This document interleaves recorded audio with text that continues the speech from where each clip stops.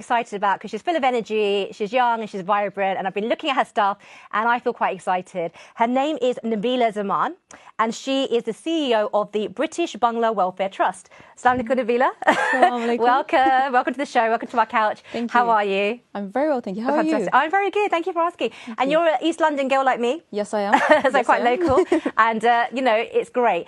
Tell me a little bit about yourself. I read somewhere that you went to Oxford University. Yes. And that you did a project on homelessness in the city, and it kind of was the initial spark for your interest in like charity work.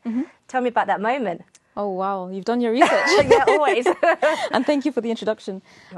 So, yes, I actually did Chinese studies at the University of Oxford. That's what I graduated in as my degree. And during that process, you know, I have a lot of interests. I'm sure we'll explore that in a little while. One of those things that I like to do is content creation, filmmaking, photography. Now I do modelling. And I've always done that kind of thing. So whilst I was studying, I wanted to use my time wisely. Right. In addition to actually undertaking my degree, I wanted to make films. And one thing that I made was an independent documentary about homelessness. Because to me, it was just so interesting that I was at one of the best universities in the world. However, when I walked around the city, there was a really big homelessness problem. And it was crazy to see because obviously the city has the funds to eradicate that issue, but nothing was really being done. And I knew that I couldn't solve the problem, but what I could do is use my limited skills to raise awareness. Fantastic. So that's amazing. I did my best to do that. I made a documentary. It was originally meant to be like a 7-minute long YouTube video, but every time I spoke to homeless people, they introduced me to more people, and then it kind of snowball affected, and now it's like a 50-minute long video you can watch on YouTube. That's incredible. And I love the fact that you're talking about making the most of your time, as if Oxford University is not intense enough. So true. What made you study Chinese? I have to ask. I think you said, is it Korean as well that you did? Yes, I did a module in Korean for my last year, but the degree itself is Chinese studies. So what that entails is Mandarin language, so I speak Mandarin. Amazing. Also classical Chinese, historical elements. There's a lot of essays on like culture and art, and you name it, we probably did it. Very different, isn't it? Your normal doctor, lawyer, I know, yeah. Chinese and Korean. It's fantastic. Thank you. And from that, you've obviously done so many other things now, you know, since then. And one of those I want to talk about was the British Bangla Welfare Trust. Tell me a little bit about this. And it started in, I believe, 2012? Yes. How did that come about? So the charity is something that my dad's been doing since 2006, and in 2012 he officially got it registered as a UK charity, and he'd been doing it in the background, but of course I guess the older generation don't like to take pictures of things in the same way that we document everything now, and I always do that. So in 2020 we kind of joined forces, and he opened a charity shop in East London, so it's actually where I came from before this, it's in Stratford. And ever since then I've been working with him, I guess, as the CEO, and we kind of split our work half and half.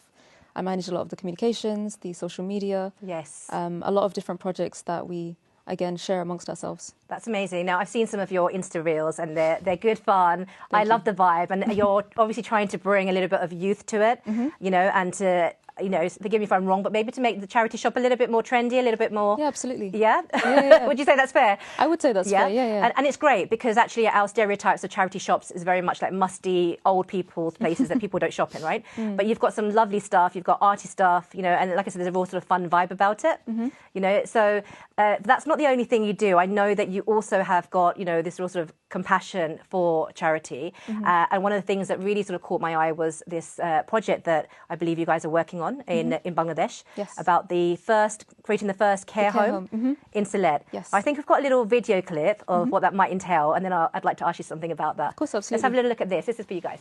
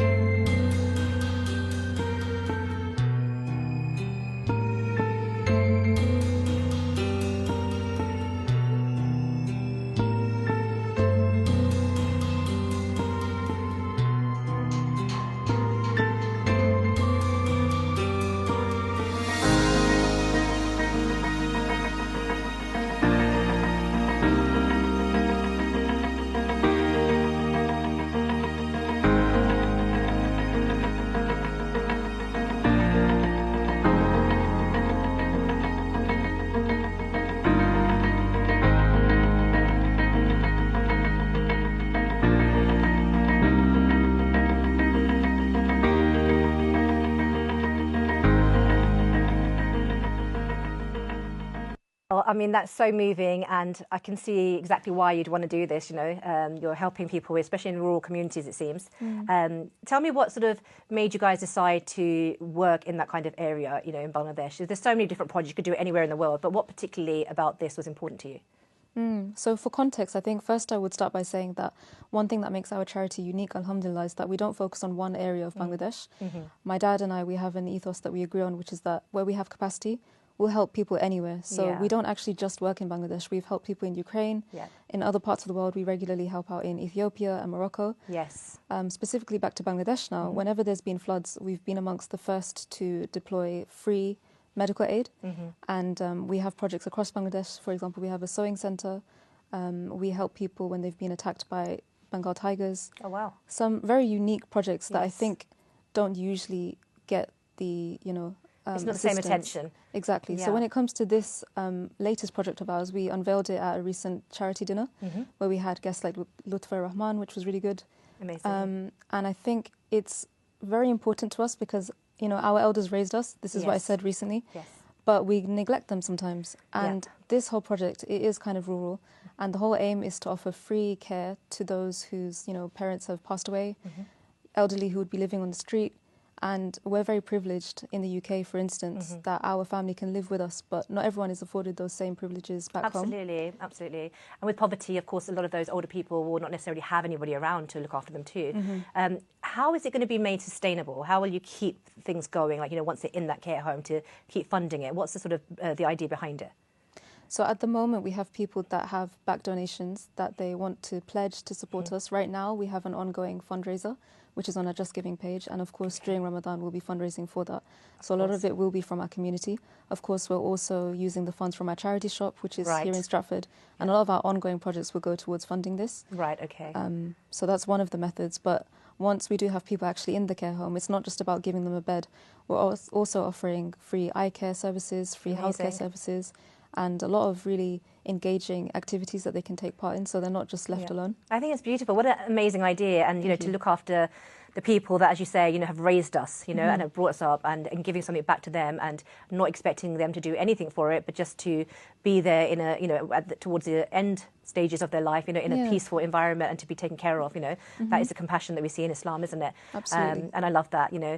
So, yeah, best of luck with that. Is there somewhere that people, like an event or somewhere that people can maybe meet you guys, you know, face to face?